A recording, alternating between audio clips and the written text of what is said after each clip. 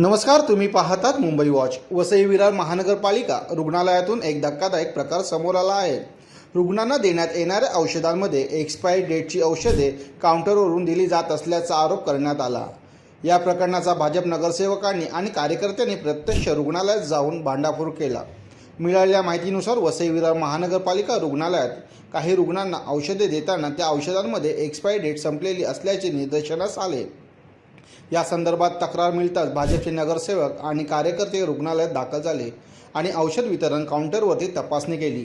तपासणी दरम्यान काही औषधांच्या पॅकेटवर एक्सपायरी डेट उलटून गेल्याचे आढळल्याचा आरोप त्यांनी केला। त्यानंतर कार्यकर्त्यांनी रुग्णालयात प्रशासनाला जाब विचारत तीव्र नाराजी व्यक्त केली।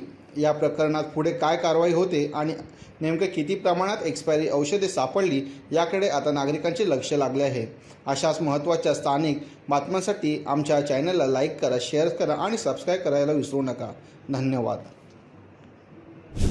सर्वप्रथम तर आम्ही सकाळी जेव्हा 10 वाजता इथे आलो, आम्हाला निदर्शनात आलं का इथे औषधं एक्सपायरी आणि याचा घोटाळा चालू आहे। त्या टायमाला भक्ती मॅडम ज्या आहेत त्यांनी आम्हाला खोटं माहिती दिली का हा स्टोर रूम नाही, हा आमचा स्टोर रूम मागे आहे। पण आम्ही जबरदस्ती जेव्हा ओपन केलं तेव्हा निदर्शनामध्ये आलं का एक्सपायरी झालेला स्टॉक आणि जो आता चालू असलेला स्टॉक दोन्ही एकत्र ठेवलेला आहे। दुसरी गोष्ट त्यांना विचारता सांगतात ते आमचा स्टोर रूम आहे, त्याच्यात दोन्ही कशाला।